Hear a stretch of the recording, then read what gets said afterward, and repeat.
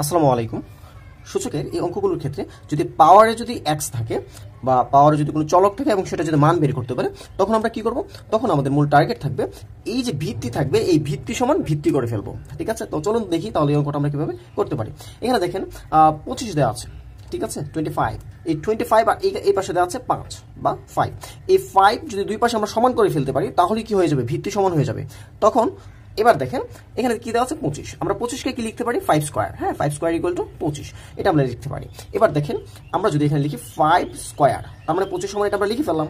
এবার উপরে কি আছে? পাওয়ার যা আছে তাই 3x প্লাস 3 ইকুয়াল টু এখানে 5, এর উপরে কি যা আছে তাই থাকবে। এবার আমরা লিখবো হচ্ছে বা এই যে পাওয়ার 5 এর উপরে কি 2 একটা পাওয়ার, এর উপর আরেকটা পাওয়ার আছে। যদি পাওয়ারের উপর পাওয়ার থাকে সেক্ষেত্রে আমাদের কি করতে হবে? গুণ করতে হবে। ঠিক আছে, তো এবার 2 দিয়ে আমরা পুরোটাকে গুণ করে ফেলবো। ঠিক আছে, তাহলে নিচের ভিত্তি 5 ঠিক রেখে দিলাম। এবার আমরা গুণ করি, 2 দুগুণে কত? 4, 4x প্লাস 3 দুগুণে কত? 6 ইকুয়াল টু 5 3x প্লাস 6। এবার কিন্তু ভিত্তি সমান হয়ে গেছে।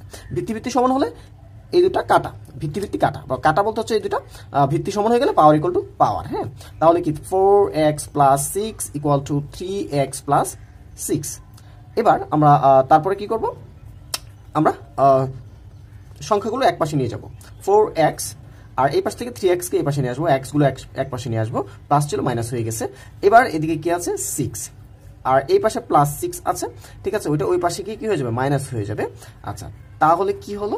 তাহলে x ইকুয়াল টু 4টা x থেকে 3টা x চলে গেলে একটা x থাকবে, ইকুয়াল টু 6 থেকে 6 চলে গেলে 0 হয়ে যাবে। ঠিক আছে, তো এই অঙ্কটা খুব সহজেই আমরা বুঝতে পারলাম। তো আশা করি বুঝতে পেরেছেন। ধন্যবাদ।